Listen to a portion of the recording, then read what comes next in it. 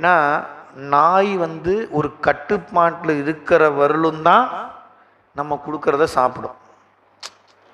எங்கள் நாய் பாருங்க என்ன மாதிரியே வெஜிடேரியனுங்க, சைவ உணவு தாங்க அப்படின்னு எப்போ சொல்லலாம்? சங்கிலி போட்டு கட்டி வச்சிருக்கிறதாலும் சொல்லிக்கலாம். சங்கிலி அவுத்தூட்டு சொல்ல முடியுமானா? நீங்கள் கட்டுப்பாட்டை விடுவிச்சிட்டிங்கன்னா கண்ட இடத்துல திட்டுறப்ப சொல்லுவாங்கள்ல, நாய் மாதிரி கண்ட இடத்துலன்னு சொல்லி திட்டுறாங்களா இல்லையா? இப்போ என்ன அர்த்தம்? அதனுடைய குணம் என்னன்னா, அது யோசிக்கலாம் கிடையாது, இங்கே போய் வாய் வைக்கலாமா கிடையாது, ஏதோ கண்டதை வாய் வச்சிடும். இதுதான் குணம். அது மாதிரி அந்த இழிவு, அதான் இந்த இடத்துல மணிவாசகர் நிறைய சொல்றார். நாயேனை,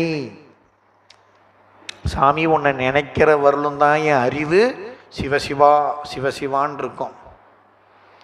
கோயிலேருந்து கிளம்பி வெளியே வந்தேன்னு வைங்க, நாய் மாதிரி தான். அது என்னாச்சு, இது என்னாச்சு, இது எப்படி ஆச்சு, அது எப்படி ஆச்சு, எப்படி போச்சு, அப்படி போச்சு, என்ன பண்ணுவான்? கோயிலுக்குள்ள இருக்கிறவர்களும் நமச்சிவாய வாழ்க, நாதந்தாள் வாழ்க, இமைப்புட சிவபெருமான் மாதிரி கருணையுடைய யாருமே கிடையாது. அவன் தாங்க இந்த உடம்பை கொடுத்தான், இந்த உயிரை படைச்சு எனக்கு கொண்டு வந்து வச்சான், என்னை ஆளாக்கணும், அப்படி வச்சான், இப்படி வச்சான், ஆகா ஓஹோ அப்படி நல்ல அருமையாக ஆனந்தமாக இருக்கும். கோயிலேருந்து வெளியே வீட்டுக்கு கிளம்பணும்னா அதுதான் இந்த இடத்துல நாயேன். நாய் நம்ம அறிவு என்ன ஆகிடும்? எப்படி நாய் கட்டுப்பாட்டு இல்லாதப்போ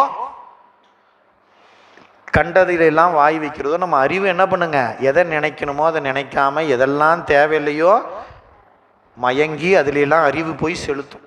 அதுதான் நாயேனை தாய்போல் தலையளித்திட்டு.